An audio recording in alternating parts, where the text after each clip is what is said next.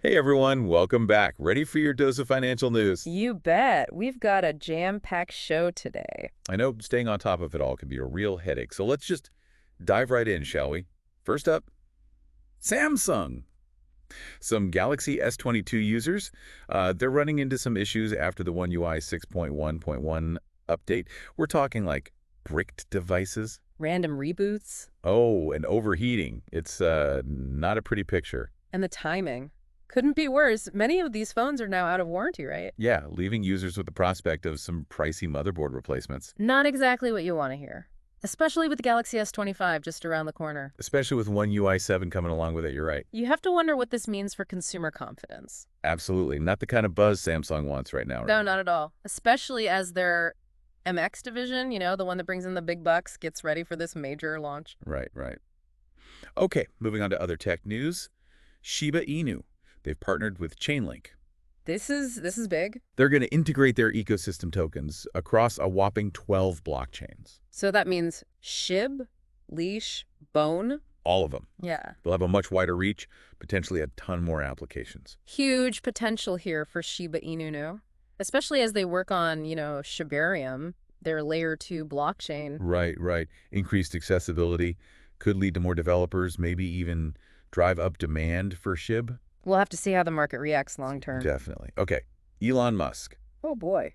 He's been tapped to lead the, get this, Department of Government Efficiency, DOGE, that's what they're calling it. alongside Vivek Ramaswamy. Their mission? Streamline federal agencies, cut spending. Ambitious. Musk has always been vocal about limited government spending. Yeah, he really went after the F-35 program, didn't he? Exactly. So this new role, it kind of fits. Big question is how he'll tackle this restructuring, especially with potential pushback from lawmakers. Oh, and civil servants, don't forget them. Right. Analyst Pierre Ferragu, he called it a, quote, fascinating, tough fight. I'm inclined to agree. Yeah. Yeah. Okay, let's talk lawsuits. Faruqi and Faruqi, the law firm, they're investigating Mynaric. On behalf of investors. Allegations are that the company, they hid some things, Production delays. component shortages. And they didn't disclose the financial fallout from those issues. Right. And this comes after what? The CFO and CEO left. So, Mynaric's ADS price took a nosedive. They even got a deficiency letter from NASDAQ. Not a good look. Not at all. Lots for investors to consider there. Absolutely. Shifting gears to social media now. Blue Sky. They're planning on developing their own payment platform. Interesting. It'll handle, like, in-app transactions, maybe even across other platforms, too. Seamless experience, that's what they're going for. What I find interesting is their approach. They want to, like, align financial incentives. Between the users, the creators, and the platform itself. Everyone wins together kind of thing. Exactly. With the new system, creators keep a bigger chunk of their earnings. They're aiming for a, like, 12-month rollout. Might even see custom icons, domains. Added to their subscription model, huh? Yeah, sounds familiar, doesn't it? Kind of like MetaPay on Facebook and Instagram. Or YouTube's monetization features. Right. And don't forget X. Formerly Twitter. Yeah, they're expanding their payment capabilities too. Seems like integrated payment systems, they're becoming the norm. It's definitely a trend to watch. Big questions about data privacy, though. And financial security. Lots to think about as we, move into this new world. Speaking of new worlds, Craig Wright, the guy who claims he's Satoshi Nakamoto, The Bitcoin creator. he had hit with a suspended prison sentence. Contempt of court. This goes back to that legal battle with the Crypto Open Patent Alliance, right? Right. They challenged his claim. A judge actually ruled that Wright had falsified documents. And ordered him to publicly deny being Satoshi. Which he ignored. Instead, he sued some cryptocurrency developers. Bold move. Makes you wonder, will we ever know the true identity of Satoshi Nakamoto? The mystery continues. All right, moving on to some corporate news. Gato Silver. They amended their joint venture agreement with Dowa Metals and Mining Co. This is about their Los Gatos joint venture. That's right. What's the big takeaway here for Gato Silver? Well, these changes give them more control, management control, and they can fully consolidate the financials of the joint venture. Streamlines things. Exactly. It gives a clear picture of their performance, especially important now with the First Majestic merger coming up. Smart move. Right. Anything else worth noting? Dowa's rights to zinc concentrate, those are stronger now. There are some updates to management service terms, voting requirements, even how expansions or modifications get funded. Win-win, it sounds like. Seems that way. All right, zooming out to the global picture now. China. They decided to keep their benchmark lending rates steady. Even with the U.S. Fed's rate cut, huh? Yep, different approach. What's the thinking there? Looks like China's focused on stimulating growth, supporting the yuan, especially with the Fed signaling, fewer cuts ahead. Interesting. So those loan prime rates, they're staying put. That's right. Will impact loans, mortgages in China. Okay, got it. Back to lawsuits for a second. Faruqi, they're also looking into past Yes Group. Another investigation. Accusations are pretty serious. Fraudulent Medicare claims, billing for unnecessary therapies, falsifying documents related to, like, licensing and staffing. It all stemmed from a Hindenburg research report. That's what brought these claims to light. And Passias Group's share price took a hit, naturally. They even had to postpone their earnings release, disclosed they received civil investigative demands. Oh, wow. Definitely a story to keep an eye on. Yeah, for sure. And one more lawsuit investigation to mention. This time, it's Chipotle. Chipotle Mexican Grill. Right. Faruqi, same firm, they're investigating allegations that the company, well, they misled investors. About inconsistent portion sizes. Of all things. And the impact on, customer satisfaction costs. A MarketWatch article, it revealed that Chipotle tried to address these portion size concerns. Ended up increasing costs, led to weaker sales. Makes sense. This news, of course, impacted their stock price. Big theme today seems to be transparency. It's paramount in the business world. Absolutely. Okay, time for some quick highlights on individual stocks. Let's start with Nike. They saw a slight bump in their stock price. Even though they reported lower revenue. Yep. Seems they exceeded earnings expectations, showed some resilience in this, challenging market. Good news for Nike fans. What about FedEx? Also saw a small uptick, beat earnings expectations too. But their revenue fell short, weak performance from FedEx Freight. That's their freight segment. Interesting. BlackBerry. They beat earnings expectations as well, but their stock dipped a bit. What happened? Their guidance for the future was a bit softer than investors hoped for, dampened the enthusiasm. Okay. Rigetti Computing. That one's a roller coaster. Their stock plummeted after a surge just the day before. Volatile, huh? Very. It's that classic buy the rumor, sell the news situation. Makes sense. And Tesla. Tesla's stock dipped slightly. European vehicle registrations, they dropped significantly in November. Oh, that's not good. Raises concerns about their delivery targets. Always something with Tesla, isn't there? Okay, before we wrap up this segment, a few class action lawsuit announcements. Right. Bragar, Eagle & Squire, another law firm, they're investigating a bunch of companies. Leslie's, Humacyte, Doximity, and Lilium. All at once? Yeah.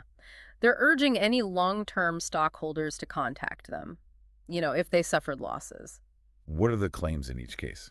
Okay, so Leslie's, they're accused of misleading investors about customer demand, saying it was inflated, and that their growth was unsustainable. Okay. Humacyte. They allegedly hid some issues at their manufacturing facilities, caused delays with the FDA review for a key product. And Doximity.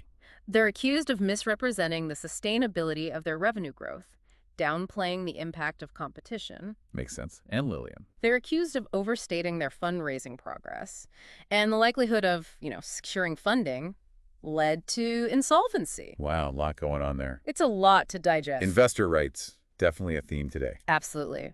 All right, welcome back. Let's dig a bit deeper into some of these stories, starting with that Samsung update mess. This isn't just about some ticked-off users. It could have some serious long-term consequences for Samsung. Especially with the Galaxy S25 launch right around the corner. Exactly. Makes you wonder, right?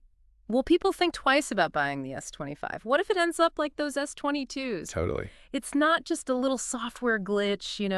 We're talking about motherboard replacements, expensive stuff, raises questions about Samsung's quality control. And they've been pretty silent about the whole thing. Which only makes it worse, right? They need to address this head-on, reassure customers they're taking it seriously. Transparency and quick action, that's what's needed here. Agreed. Okay, let's move on to Shiba Inu and that Chainlink partnership. This seems like a smart move to me. They want to show that their ecosystem tokens, they have real-world uses. It's a step away from that meme coin image for sure. Exactly. They're using Chainlink's cross-chain token standard to make SHIB, Leash, and Bone accessible on 12 different blockchains. It opens up a ton of possibilities. Tons. Think about it. Decentralized finance applications, cross-chain gaming, supply chain management stuff built on Shibarium, Mhm. all using Shiba Inu It's tokens. trying to attract developers, build a solid ecosystem. That's the idea, create real value. But like we said earlier, the market hasn't really reacted yet. It's a volatile world, crypto. Maybe Yeah. investors are still a bit cautious. That Shifu meme coin airdrop probably didn't help. Could be. Some people might see it as diluting the value. We'll have to wait and see how it all plays out. Okay, let's talk about the big story. Elon Musk leading the Department of Government Efficiency. This could be brilliant, or a total train wreck. It has the potential for both, that's for sure. Musk's track record is, well, it's mixed. Tesla and SpaceX, amazing success. Twitter, a bit more chaotic. Don't forget that funding secured situation and the SEC investigation that followed. Right. So it's hard to say how Musk's private sector strategies will translate to the government. Like Walter Isaacson said, it's a whole different ballgame. Less control, way more political complexity. And there's going to be resistance. People don't like budget cuts and restructuring. No, they don't. And this is where Musk's personality comes in, right? He's a disruptor. He likes to shake things up. But will that be enough to overcome the inertia of a massive bureaucracy? We'll be watching closely. Okay, back to those investor lawsuits. Yeah. It's worrying to see so many companies accused of misleading investors. Especially Those like Leslie's and Humacyte. They were considered high-growth stars. Yeah, it's a wake-up call. Investors need to do their homework, don't get caught up in the hype. These companies look good on the surface, but... Maybe not so solid underneath. Right. It seems like this happens a lot. Companies inflate expectations to boost their stock price. Then, when things go wrong... They try to cover it up. Exactly. Transparency and accountability. Those are essential. Investors need accurate information. And that's where these law firms come in, fighting for those who got hurt. They play an important role, holding companies accountable, protecting investors. Okay, let's talk about Blue Sky and their payment platform. Makes sense for a social media company, but It's a bit concerning too. definitely two sides to this coin. Yeah, it streamlines the user experience, creates more ways for creators to make money, but it also gives these platforms even more power. It's about control, right? It is. What happens if Blue Sky decides to use our transaction data? Target us with ads. Start charging for things that used to be free. It's scary to think about how dependent we are on these platforms. Yeah. And as they become more integrated into our lives... We become more vulnerable to their decisions. Exactly. We need more transparency, more control over our own data and finances. Couldn't agree more. It's a conversation we need to have. Okay, back to the enigma that is Craig Wright and the mystery of Satoshi Nakamoto's true identity. It's fascinating how this story just keeps going. Even after a judge said Wright's claims were false, some people still believe him. It's the power of belief, I guess. The mystery of Bitcoin's origins. Satoshi Nakamoto isn't just a name. It's a symbol of decentralization, the potential of cryptocurrency to change the world. And Wright has used that to his advantage, gained a following, notoriety. This whole saga is a cautionary tale. Be careful about misinformation, especially in the crypto world. Do your research. Don't trust blindly. Yeah. All right, let's move on to some individual stock highlights. See what they tell us about the bigger picture. All right, welcome back. Let's look at those individual stocks now, see what they tell us about the market overall.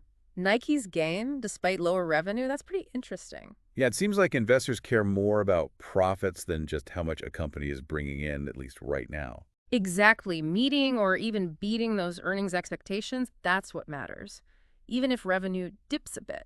It's all about that bottom line, especially with so much economic uncertainty. Makes sense. Companies that can show they're running efficiently and keeping their margins strong, those are the ones investors will reward.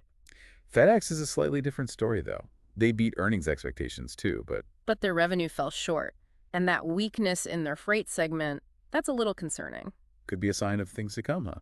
Like maybe businesses are slowing down, shipping less stuff. It's possible. Then you have BlackBerry. They beat expectations too, but But investors weren't impressed. nope. Their guidance for the future wasn't what people were hoping for. Put a damper on things.